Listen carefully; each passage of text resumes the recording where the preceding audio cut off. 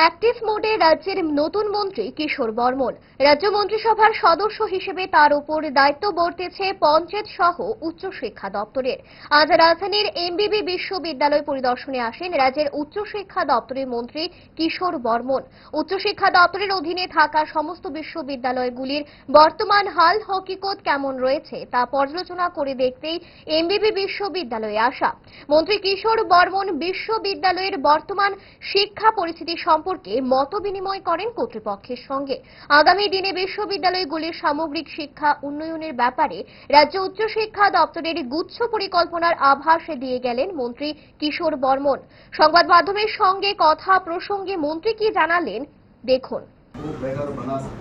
উচ্চশিক্ষা মন্ত্রী দপ্তরের মন্ত্রী হিসেবে দায়িত্ব পাওয়ার পর প্রথমে আমাদের স্টেট লেভেলে একটা রিভিউ মিটিং করি এবং সেই রিভিউ মিটিংয়ের পর সিদ্ধান্ত নেই আগে আমাদের স্টেট গভর্নমেন্টের আন্ডারে উচ্চশিক্ষা দপ্তরের আন্ডারে যে সমস্ত ইউনিভার্সিটিগুলো আছে সেগুলোকে একবার ভিজিট করা, তাদের বর্তমান পরিস্থিতি কি আছে, কি সুবিধা আছে, কি অসুবিধা আছে, এবং আমাদের যে বর্তমানে যে ন্যাশনাল এডুকেশন যে পলিসি জাতীয় শিক্ষানীতি, সেই জাতীয় শিক্ষানীতি প্রয়োগের ক্ষেত্রে কতটুকু আমাদের অগ্রগতি হয়েছে ইউনিভার্সিটিগুলোতে এবং কতটুকু বাকি রয়ে গেছে, সেগুলো করতে গেলে কি কি ইনফ্রাস্ট্রাকচারাল বাকি একাডেমিক সমস্ত কি কি দরকার আছে সেইগুলো বিষয়ে খতিয়ে দেখার জন্য এবং আনুষঙ্গিক কি কি অসুবিধা আছে আর কিভাবে আমরা আরও আমাদের এটা একটা আমাদের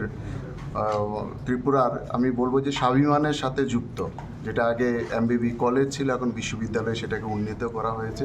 তো স্বাভাবিক কারণে এটা আমাদের খুব প্রাচীন আমাদের কলেজ, যেটা মহারাজা বীর বিক্রম কিশোর মানিক্য বাহাদুরের নামের সাথে যুক্ত। তো সে কারণে সেটার মান আরও কীভাবে উন্নত করা যায় এবং কত দ্রুততার সাথে করা যায় তার জন্য একটা কংক্রিট একটা প্ল্যানিং এবং সেই প্ল্যানিংকে এক্সিকিউশন করার জন্য আমরা ধাপে ধাপে সেটাকে উন্নীত করার জন্য একটা টার্গেট সেটা নেওয়া যায় কিনা এই সমস্ত বিষয় খতিয়ে দেখার জন্যই আজকে এখানে ভিজিট করছি। ফাস্ট ফুড তো ফাস্ট লাইফের একটা পার্ট, সো প্রবলেম তো হবেই, বাট আমার সলিউশন তারা তারা তারা 5 দশক ধরে গ্যাস অম্বল ও পেটের সমস্যার একমাত্র সমাধান গ্যাস নল।